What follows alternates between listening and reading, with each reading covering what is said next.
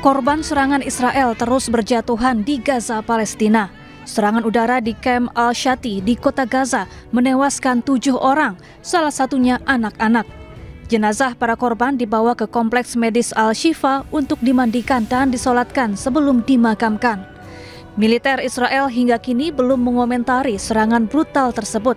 Namun Israel mengaku telah menyerang sekitar 120 target dalam 24 jam terakhir. Sementara Rumah Sakit Al-Shifa di Gaza terpaksa berhenti beroperasi karena kekurangan pasokan medis. Akibatnya sejumlah korban tewas maupun luka berhamburan di rumah sakit tanpa mendapat perawatan. Tercatat setidaknya 51 orang telah tewas akibat serangan Israel sejak Sabtu pagi. Sementara itu, PBB resmi mengakui kemerdekaan Palestina dengan mengeluarkan deklarasi New York. Dari 193 negara anggota Badan Dunia, 142 negara menyetujui Palestina merdeka. Bahkan 4 negara anggota Dewan Keamanan PBB yaitu Rusia, Cina, Prancis, dan Inggris juga mengakui kemerdekaan Palestina. Hal ini penting lantaran kini tersisa Amerika Serikat yang bisa menggunakan hak vetonya untuk membatalkan berdirinya negara Palestina. Indonesia sendiri terus mendorong berdirinya negara Palestina. Indonesia siap mengirimkan bantuan keuangan hingga tentara untuk menjaga perdamaian di Palestina. Indonesia menyampaikan bahwa walaupun di tengah-tengah upaya-upaya yang berusaha untuk mendiskreditkan ataupun menghentikan operasi UNRWA di Palestina, Indonesia tetap pada posisinya, pada komitmennya untuk mendukung pelaksanaan tugas UNRWA di Gaza. Dan kita juga menyampaikan bahwa Indonesia akan tetap memberikan dukungan finansial. Sementara itu, saat ini bantuan internasional masih sulit untuk masuk ke Gaza. Akibatnya, lebih dari 40.000 anak balita mengalami malnutrisi. Sementara jumlah total kematian akibat malnutrisi mencapai 428 orang, termasuk 146 anak-anak.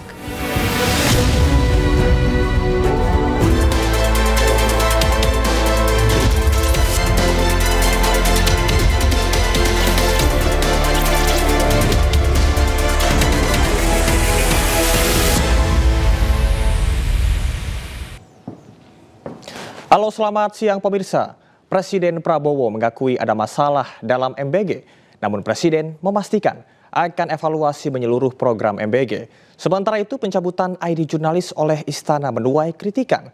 Selain informasi tadi, kami juga akan hadir dengan beragam informasi menarik dan terkini terkait dengan kebijakan hingga kegiatan para pemimpin bangsa.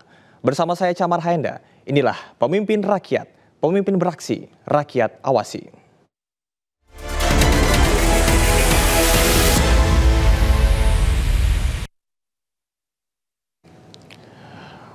Bupati Bandung Barat JJ Ritchie Ismail mencabut status kejadian luar biasa terkait dengan keracunan massal menu makan bergizi gratis. Keputusan diambil usai ribuan korban berangsur pulih dan tidak ada laporan kasus baru.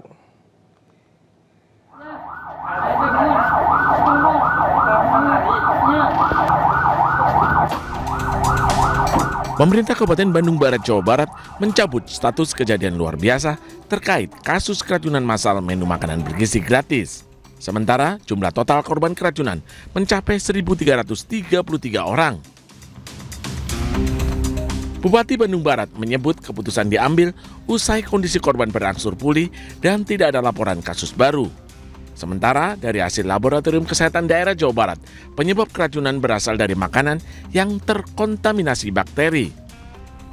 Jumlah kasus 1.315 orang, pasien sudah pulang atau sembuh 1.241 orang, yang masih dirawat 74 orang. Alhamdulillah, kondisi pasien yang masih dirawat menunjukkan progres kesembuhan yang baik.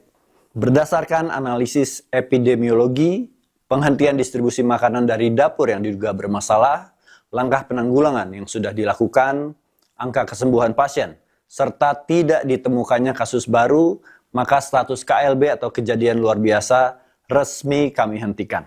Fokus kami saat ini yaitu memastikan seluruh pasien pulih, sehat, dan segera bisa kembali ke rumah masing-masing. Sebelumnya, keracunan massal ini mulai terdeteksi pada Senin pekan lalu saat belasan siswa SMK dilarikan ke Puskesmas Cipongkor usai menyantap menu MBG. Sehari kemudian, jumlah korban terus bertambah yang berasal dari sejumlah PAUD, SD, SMP, hingga SMA di Bandung Barat. Mereka mengalami gejala serupa seperti muntah-muntah, diare, lemas, dan sakit kepala hingga ada jatuh pingsan. Tim Liputan iNews melaporkan.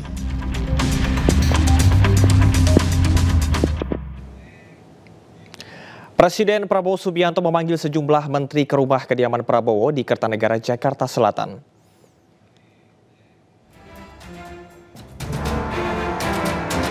Pemanggilan dilakukan untuk memantau perkembangan sejumlah program unggulan. Salah satu yang dilaporkan dari hasil rapat perbaikan program tersebut adalah terkait dengan tata kelola MBG.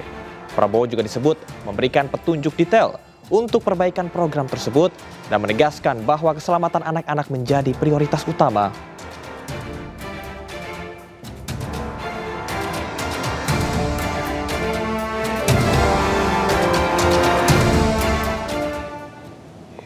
Sementara itu, saat menutup musyawarah nasional PKS, Presiden Prabowo akui adanya kekurangan dalam program MBG. Namun Presiden menekankan akan mengevaluasi dan memperbaiki program MBG. Saudara-saudara sekalian, sampai hari ini sudah menjelang 30 juta penerima manfaat. 30 juta anak dan ibu-ibu hamil tiap hari menerima makanan. Bahwa ada kekurangan, iya. Ada keracunan makan, iya. Kita hitung dari semua makanan yang keluar, penyimpangan atau kekurangan atau kesalahan itu adalah 0,00017%. Ini tidak membuat bahwa kita puas dengan itu, tapi namanya usaha manusia yang demikian besar yang belum pernah dilaksanakan, saya kira dalam sejarah dunia.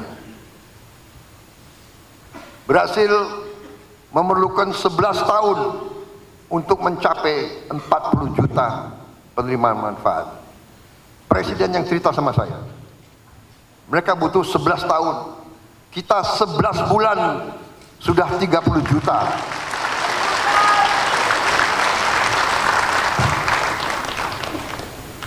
Ada kekurangan? Ada. Tapi manfaatnya sangat-sangat besar.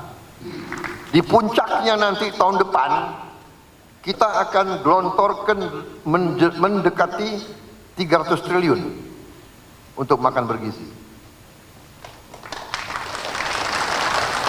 300 triliun, persisnya berapa Menseknek? 335 triliun.